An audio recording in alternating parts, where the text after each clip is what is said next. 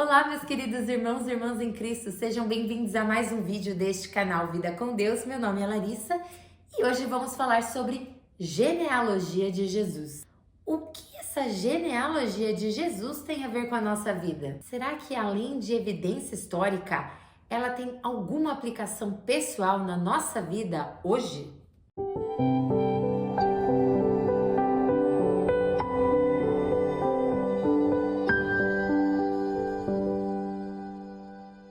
Meus amados, sim, nós hoje vamos falar sobre a linhagem de Jesus. Quem foram seus antepassados, né? De quem Jesus descendeu? E perguntas que podem passar na nossa cabeça. O que nós temos a ver com essa genealogia? Por que precisamos estudá-la? O que nós podemos aprender com a genealogia de Jesus? Será que conseguimos alguma aplicação pessoal? Fato é que quando eu era mais nova, eu me lembro de passar por essa genealogia cheia de fulano, gerou cicrano, que gerou beltrano, um monte de nome difícil. E eu pensava assim, gente, por que temos isso aqui?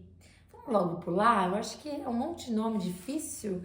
A gente pode ir para parte que começa aqui, ó, um anjo aparece a José. Pronto, vamos começar Mateus aqui. Eu acho que esse 1 a 17 é só para quem, sei lá, só para quem é muito estudioso da Bíblia, ou para quem faz teologia, mas assim, para mim, não, né? Então vamos pular. Mas é claro que com o passar do tempo, um pouquinho mais de maturidade, a gente entende que nada, absolutamente nada está aqui na Bíblia à toa. Está aqui na Bíblia sem um propósito para todos nós. Nada na Bíblia é secundário. Deus usa absolutamente todas as palavras, citações, referências, números, medidas para nos ensinar alguma coisa. E não faz muito tempo que eu ouvi duas pregações que citavam a genealogia de Jesus e traziam algumas aplicações pessoais. Não era o foco da mensagem, mas trazia esse conteúdo da genealogia. Eu achei muito interessante. E aí eu pensei, por que não trazer esse conteúdo sobre a genealogia de Jesus justamente no mês em que celebramos o nascimento de Jesus? Se você ainda tem alguma dúvida sobre Natal, se devemos celebrar Natal, qual a origem do Natal, eu fiz um vídeo e eu vou deixar linkado aqui na descrição. E eu vou começar dizendo que uma leitura um pouquinho mais atenta da genealogia de Jesus já consegue nos revelar aspectos mais profundos de Deus Pai e logo a aplicação pessoal chega. E eu vou começar dizendo a seguinte frase: Deus usa gente de todo o tipo para realizar sua vontade no presente e no futuro. De novo, Deus usa gente de todo tipo para realizar a sua vontade no presente e no futuro. Tem muita coisa para lermos, para aprendermos sobre a genealogia de Jesus antes de trazer para uma aplicação pessoal. Para começar, eu não sei se você sabe, mas a genealogia de Jesus nós podemos encontrar tanto em Mateus 1, de 1 a 17, quanto em Lucas 3, 23 a 28. E se você já reparou nisso e já fez uma rápida leitura comparativa, você percebeu que as genealogias não se batem. Aí você pensou, meu Deus, tem erro na Bíblia, eles se contradisseram. Como pode? Mateus disse uma coisa, Lucas disse outra. Calma, mais uma vez, Deus não dá ponto sem nó. O Espírito Santo é o autor da Bíblia. Ele inspirou todas essas pessoas a escrever. E se tem diferença, né, na narração de fatos, nos nomes, em medidas, em números, também não é à toa. Tudo tem um propósito. Um primeiro propósito muito claro, né, que é diferente em Mateus e Lucas, é o propósito teológico de cada um deles. O que isso quer dizer? Mateus, ele escreveu para um determinado público, que eram os judeus. E Lucas já escreveu tendo em mente outro público, que eram os gentios, ou seja, os não judeus. Aí você vai dizer, isso basta para ser tão diferente um do outro? Com toda certeza. Quer ver?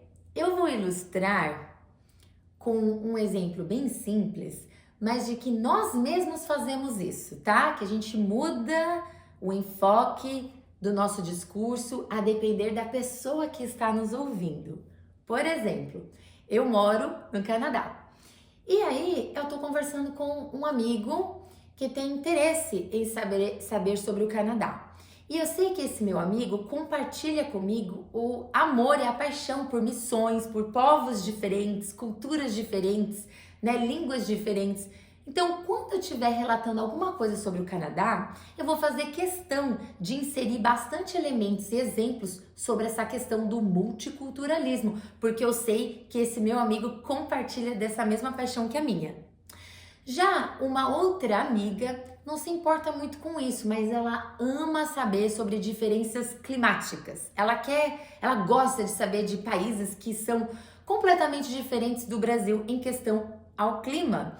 Então, quando eu estiver falando com essa minha amiga e eu for narrar sobre a minha vida no Canadá, eu vou tentar levantar exemplos, trazer elementos para essa minha amiga que falem justamente sobre a diferença climática do Brasil versus Canadá. Então, eu vou falar aqui sobre os diferentes tipos de neve que nós temos, são muitos tipos de neve. Vou tentar dizer também qual é a nossa variação de temperatura, pelo menos na cidade onde eu moro, e assim quase não vou falar sobre o multiculturalismo, mas vou abordar essa parte do tempo, mais do que da diversidade cultural.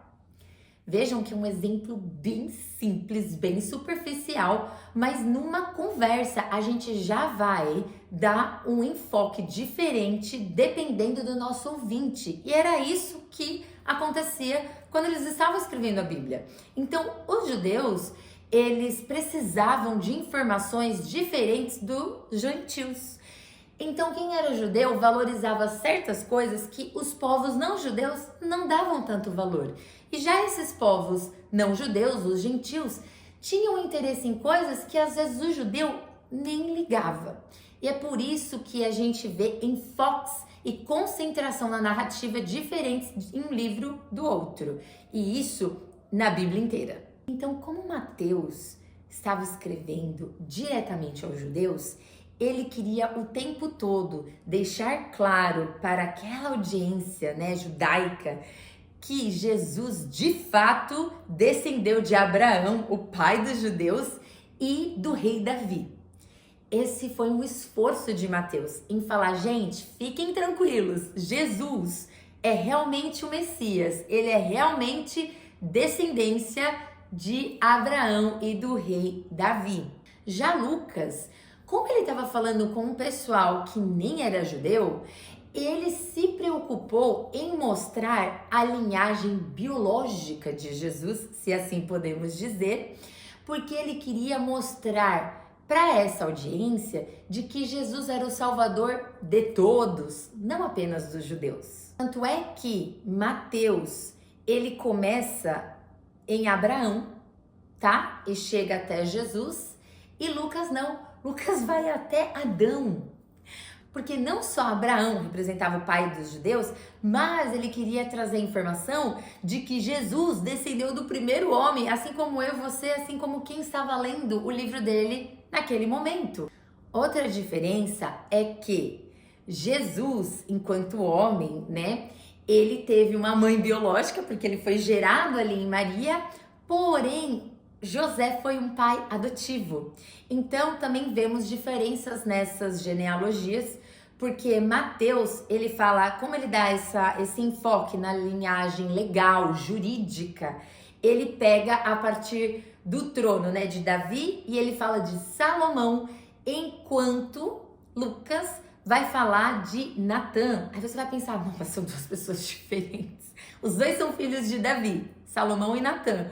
Mas como que pode ser o mesmo filho vindo de dois, de tios, né? De irmãos, né? Como? Não tem como isso dar certo. Mas um vai chegar até José e o outro vai chegar até Maria. E Jesus era filho tanto de Maria quanto de José por adoção.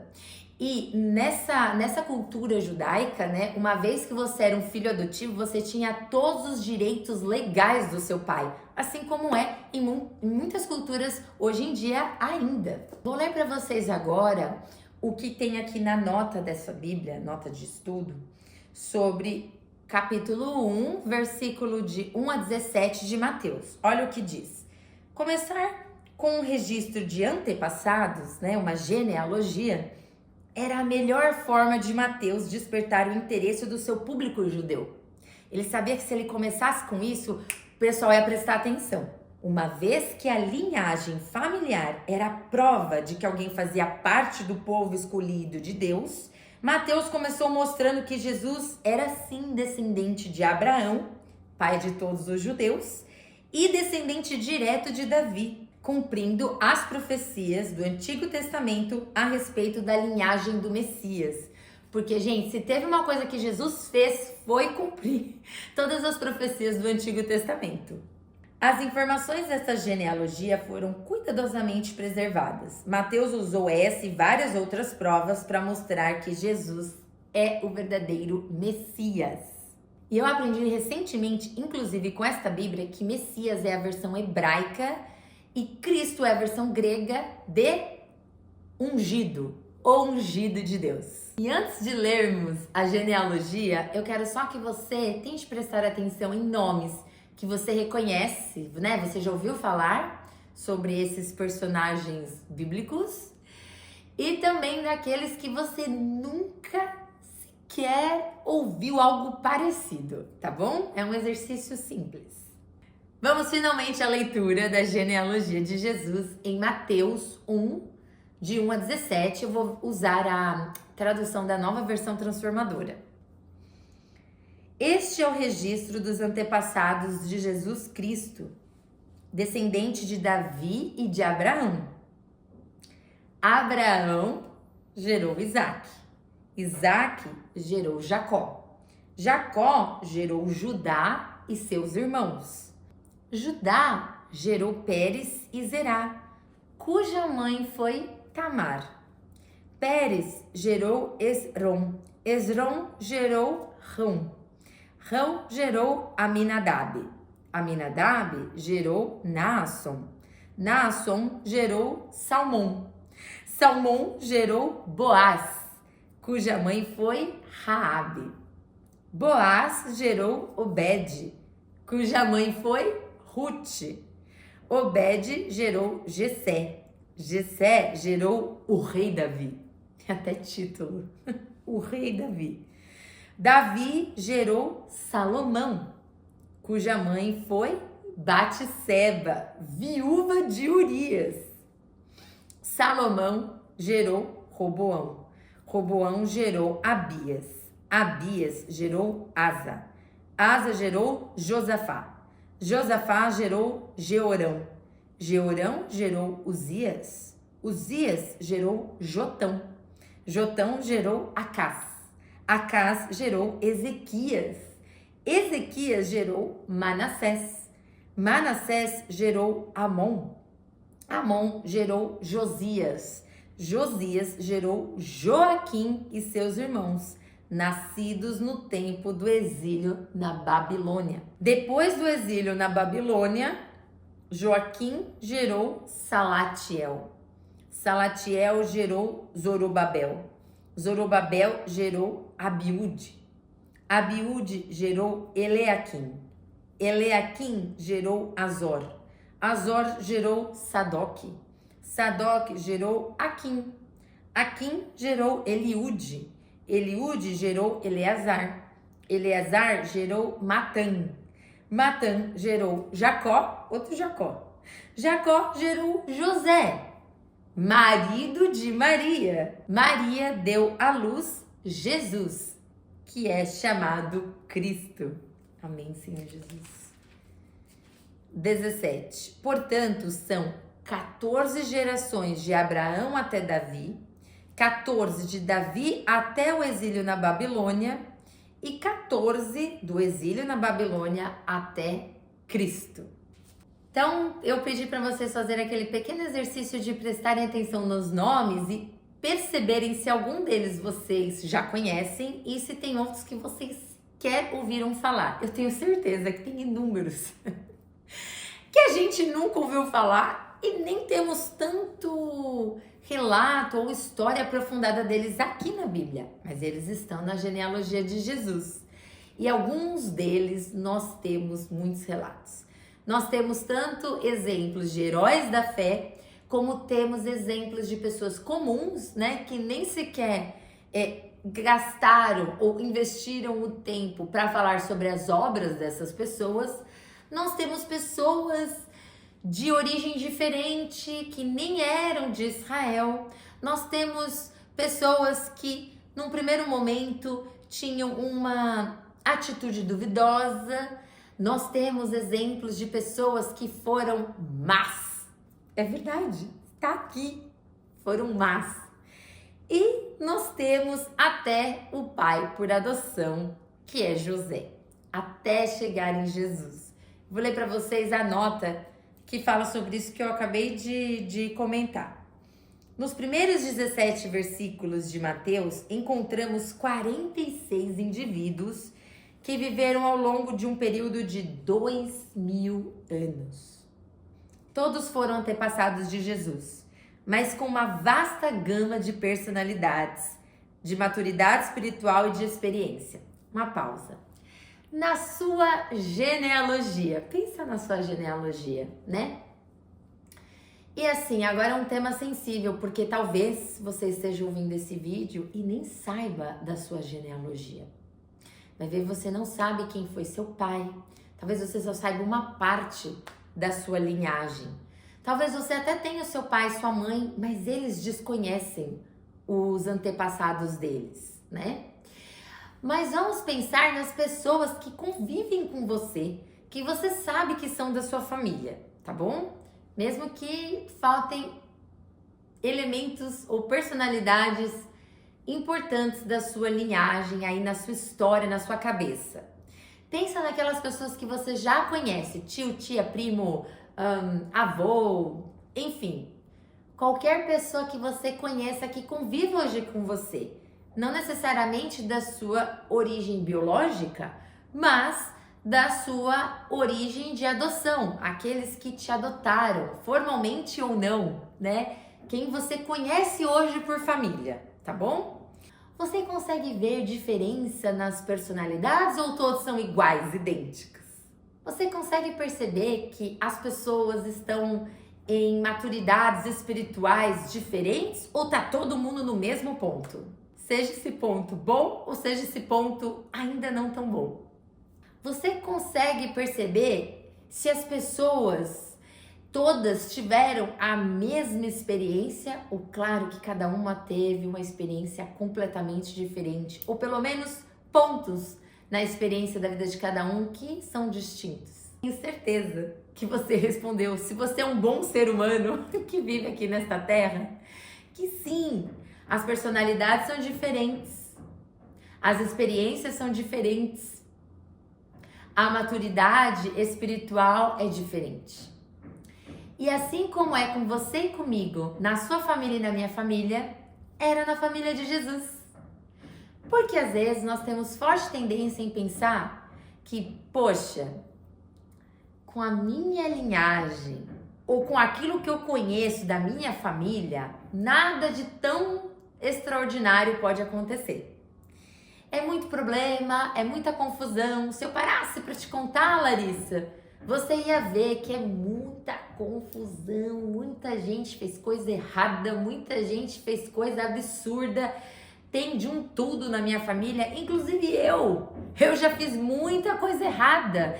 Eu já fiz muita coisa fortemente repreendida por Deus.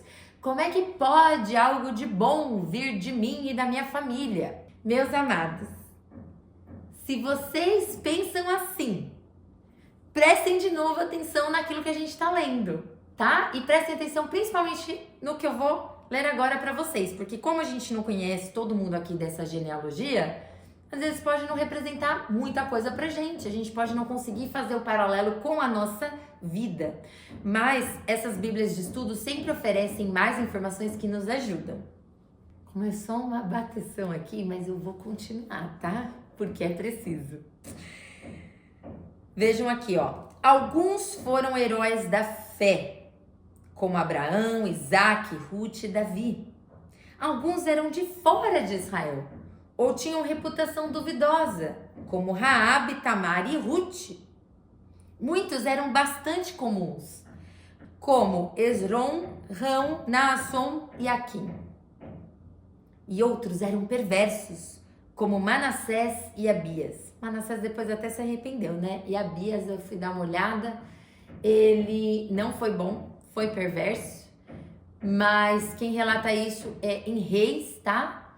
Em Crônicas, que também tem o nome de Abias citado, o autor de Crônicas decidiu ressaltar os pontos positivos de Abias. Continuando. A obra de Deus na história não é limitada, prestem atenção, a obra de Deus não é limitada por falhas ou pecados humanos. Que bom! Se a obra de Deus, meus amados, fosse depender de que nós não tivéssemos falhas e não tivéssemos pecados, Ele mesmo não seria um Deus coerente, porque Ele sabe o que o pecado original ocasionou, que todos nós carecemos da graça dele. Que todos nós, mesmo que já tenhamos entendido Jesus, entregado a nossa vida a Jesus, tendo o Espírito Santo dele habitando em nós, nós ainda estamos neste mundo onde ocorre, tem a presença do pecado. Então nós pecamos ainda, nós somos cheios de falhas. Se ele fosse depender de mim, de você, da nossa família, para fazer a obra dele aqui, ele não teria feito nada. Mas ele tanto não se importa com isso, que ele mostra na própria palavra dele, que a genealogia do filho dele, né, de Deus Filho, Jesus, o Messias, o ungido, o Salvador, tem uma linhagem tão torta quanto a nossa. A única diferença é que o próprio Jesus, ele não pecou. E é por isso que o sangue dele valeu por mim e por você. Essa é a diferença. Mas a linhagem é idêntica à nossa. Continuando. Ele opera por intermédio de pessoas extraordinárias e de pessoas comuns. Assim como Deus usou gente de todo tipo como parte da linhagem de seu filho, ele usa gente de todo tipo para realizar sua vontade no presente e no futuro. E ele quer usar você. Ele quer usar você. Não adianta suas desculpas. Ah, mas eu sou assim. Ah, mas eu já fui assim. Ah, mas eu já fiz isso. Ah, mas eu estou fazendo isso. Ah, mas a minha família...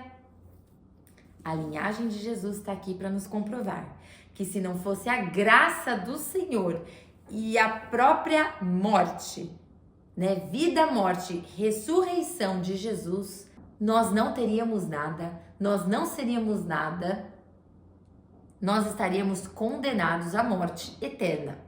Mas, de novo, ao mesmo tempo que Deus tem tremendo amor por nós, que se entregou por nós, que entregou o próprio Filho quando nós ainda éramos pecadores, antes mesmo de dizermos sim ou não a Ele, ainda que então Deus seja esse amor, não é sobre mim e sobre você, é sobre a obra dele. Nós somos trabalhadores na obra dele. Nós somos filhos amados, né? Se você não viu ainda o vídeo sobre identidade em Cristo, vale a pena dar uma olhada. Nós somos especialíssimos, especiais a ponto de morte de cruz. Nós somos especiais a ponto de, ainda errando e falhando, ele nos usar. Mas ainda assim não é sobre mim e sobre você. Nós não somos o foco. Não é a minha vida, Larissa, que é o foco disso tudo. É a minha vida para o outro. É a minha vida em trabalho para o outro. E é por isso que Deus vai nos usar. Vai usar a nossa história, vai usar a nossa família, não importa como essa família seja. Se a gente quiser ser usado por Deus, Ele vai nos usar. E Ele nos usa para realizar a obra dele aqui. Ele não precisa, mas Ele quer nos usar. Por isso que aqui nessa Bíblia de Estudo, Ele diz isso. Ele usa gente de todo tipo para realizar sua vontade no presente e para o futuro. E Ele quer usar você. Ele quer usar você. Ele quer me usar, Ele quer usar você. Esse é um dos propósitos centrais de Mateus, tá? É mostrar como você pode fazer parte do reino de Deus ao seguir Jesus. Nossa porta de entrada é Jesus. Ele diz: eu sou o caminho, a verdade e a vida. Ele é o caminho. Se não for por meio dele, meus irmãos, não tem comportamento, atitude, personalidade, vida que consiga chegar até Deus. Nós sempre precisaremos dele. Ele é o caminho, ele é a verdade, ele é a vida. Se não for por meio de Jesus, nós não podemos ser usados. Nós não podemos chegar a Deus. Quem nos religou ao Senhor foi Jesus. O pecado trouxe a separação, Jesus trouxe a ligação. No momento em que ele morre, o sangue do Cordeiro Santo, que foi vertido, o sangue de Jesus, vida santa, foi vertido por mim e por você, o véu, que depois a gente vai ver isso lá na Páscoa, se Deus quiser. O véu que não era bem véu, não era bem um tecido fininho, era grande, que separava no templo o Santo dos Santos, ou seja, o Santo dos Santos era onde estava representada a presença de Deus. Esse véu foi rasgado para simbolizar o quê? Que a morte de Jesus garantiu a mim e a você que nós entrássemos no Santo dos Santos, livre acesso, por meio do sacrifício de Jesus, não por meio da minha vida ser santa, não por meio da minha vida, agora eu vou tentar fazer tudo certo, tô 2 dias sem errar. Não, nunca eu vou conseguir, por mérito meu, por esforço meu, chegar aos santos dos santos. É só pelo meio do sacrifício de Jesus. É por isso que a nossa salvação depende disso, de nós crermos que Jesus nos religou a Deus. De que por meio da obra dele, eu tenho acesso ao Santo dos Santos, eu tenho acesso a Deus. Que a morte dele é suficiente para me ligar a Deus. Se eu acho que a morte de Jesus não é suficiente para me ligar a Deus, aí sim eu posso questionar minha salvação. Se eu tenho plena convicção em Deus, tá? Nem por mim. O próprio Senhor me dá fé para acreditar nisso, para crer nisso. Que a morte dele foi suficiente, não tem nada que eu faça que possa me garantir um lugar no Senhor, que possa me levar até o Senhor, eu tenho a salvação em Cristo. Por isso que é a salvação em Cristo. Por isso que Deus usou pessoas, sabe, Manassés, eu não vou entrar aqui no mérito, eu não vou ler a história de Manassés. Essa Bíblia, outro ponto positivo, ela tem os perfis dos personagens, esses são mais relevantes. E aí ela coloca várias informações de pontos fortes, pontos fracos, né? Lições que podemos aprender a partir daquele personagem. Tem sobre Manassés. Manassés chegou até sacrificar filho, morte, matou filho. Deus perdoou, ele se arrependeu. A graça de Deus nos constrange. A graça e a misericórdia de Deus nos constrange. A gente deixa de perdoar por muito menos. Alguém falou uma coisa torta, a gente já não tem mais vontade de falar com a pessoa.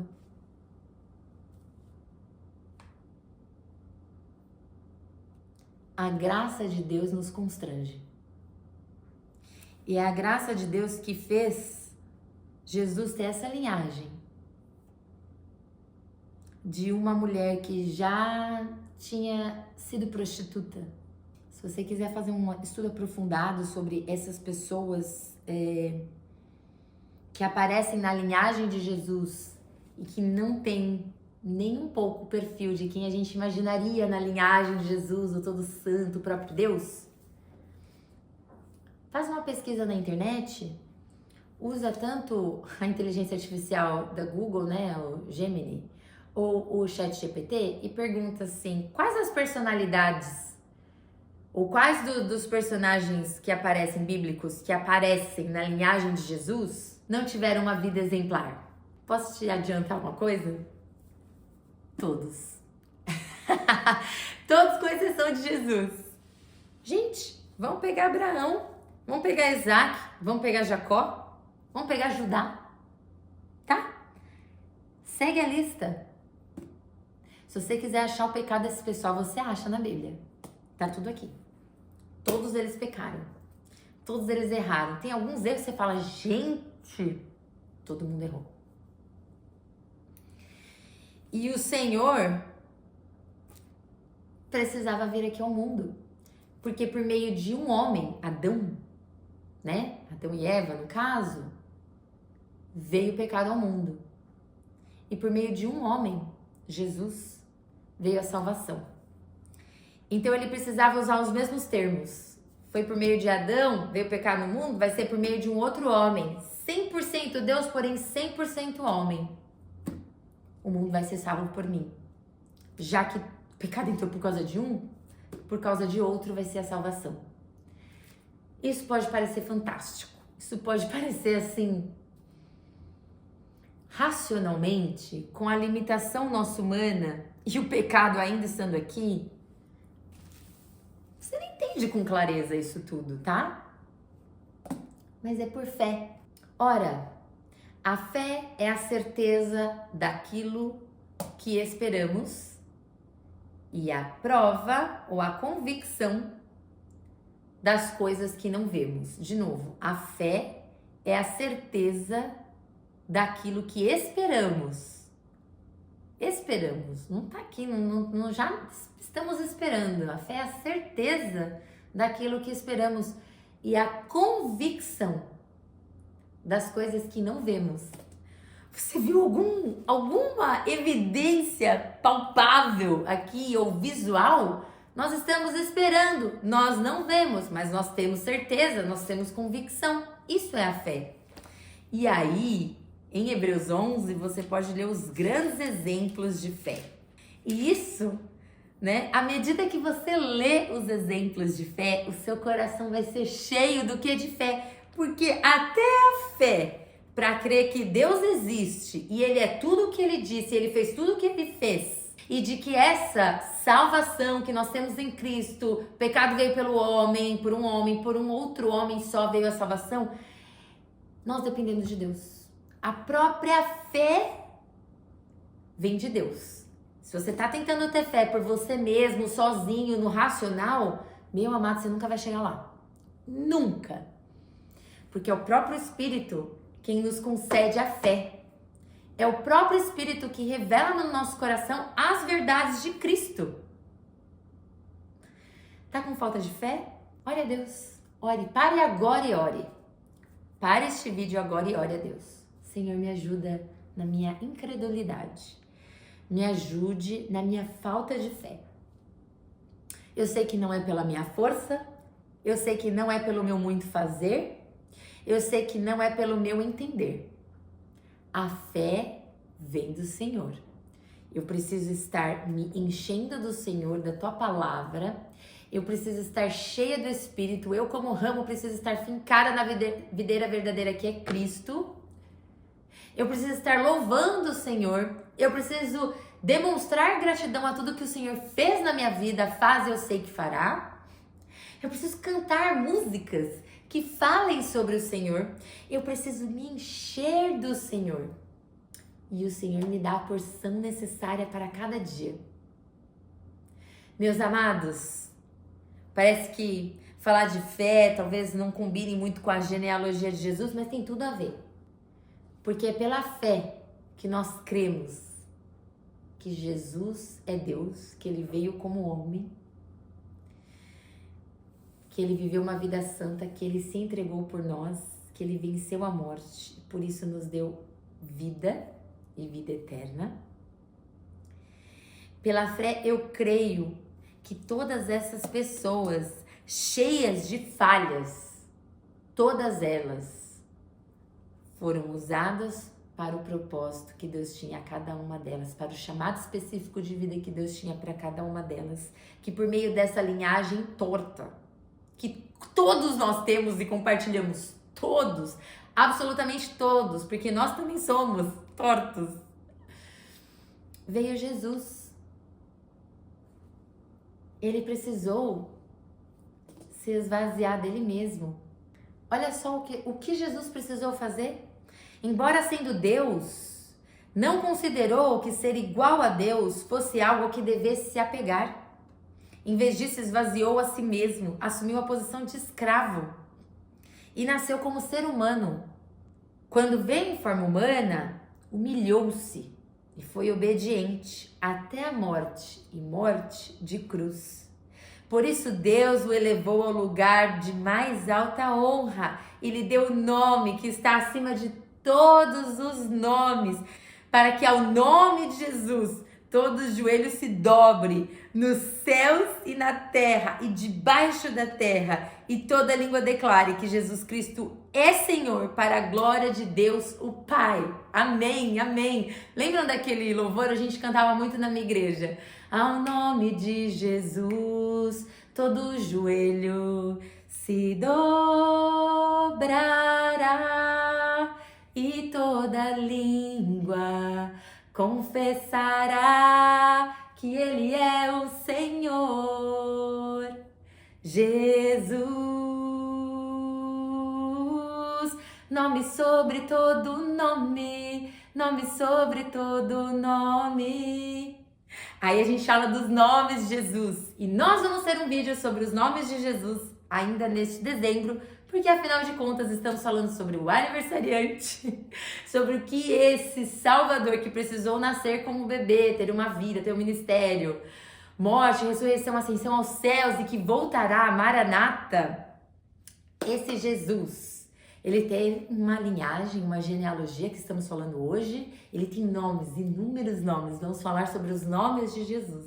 E aí sim partiremos para a predição do seu nascimento por meio do anjo Gabriel até o dia do nascimento de Jesus, né? A visitação dos pastores e depois mais tarde dos reis magos, os sábios do Oriente. Meu irmão e minha irmã, fica aqui o convite sincero do meu coração para que você entenda que Deus quer te usar.